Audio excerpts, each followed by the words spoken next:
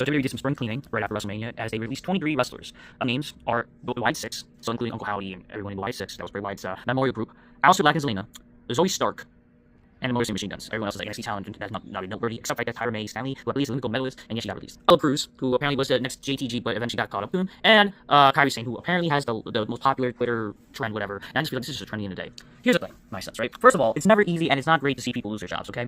It's not great. It's not great to see wrestlers lose their job or anybody lose their job. But again, the question is, why would they hire in the first place if they were not good enough? I'm just saying, okay? Not saying some of these wrestlers did not have talent. Some of these wrestlers are not, like, good. But at the end of the day, like, what is it that you guys want? First of all, WWE's bringing up already some wrestlers from NXT to the main roster. Do you want WWE to purposely just pay people for no reason, to just collect money, and they're doing fuck all, when they're already bringing up new people from the main roster? Like how does that make any sense, first of all? Like, to keep people who are not going to be using collecting a paycheck when they're just doing nothing. Just saying. I mean, even though that's cool and all, like, wow, like, that's kind of like unfair, right? Not only that, is like a lot of these wrestlers, maybe their time has come, unfortunately, or not, like they're not being used, and also a lot of it doesn't work out. My blame does go to not only the creative, absolutely the creative is at fault, and that includes Triple H, whether people like it or not, and people want to say that, oh, you don't act as TKO, no, it's not TKO's fault, okay? TKO to just decide, what they're giving who to release or whatever, and again, you have to also put the Triple H. Triple H is at fault, the name and part of creative. He's, again, even besides the whole WrestleMania 42 fiasco of how he booked the show, Triple H has been booking the show the entire time, okay? He is at fault. Him and all the creative people are at fault of why the show sucks. So you can definitely put the blame on all of them. But again, if we be honest with ourselves, is it just creative's fault, or is it also the wrestlers themselves?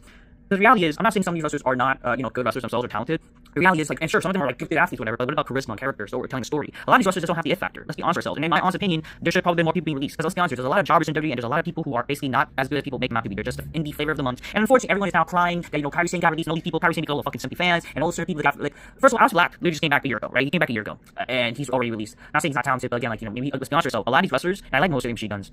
They just are not, like, they don't have the factor, and they're not gonna be great. I mean, sure, they're good for attacking, but they don't have the factor to really be like drawing value, right? And why 6? Let's be honest with ourselves. If they couldn't book it, listen, this is what I have to mention about creative. If this company couldn't book Kairi Cross, who basically Aleister Black became, and all this, and it's funny that a lot of people are going to pretend like Aleister Black, and he was supposed to be the guy replacing, like, who was supposed to be the one that made Randy Orton turn heel, which would have made no sense in my own opinion. But again, that's just rumors. But if people are going along with the idea, how does it make any sense for Aleister Black being, like, this guy to be a veteran, But not only that, if they couldn't book Kairi Cross correctly, what makes you think they book Aleister Black correctly? If they couldn't book Bray Wyatt correctly, what makes you think that they would book the Y6 correctly? Let's be honest with ourselves.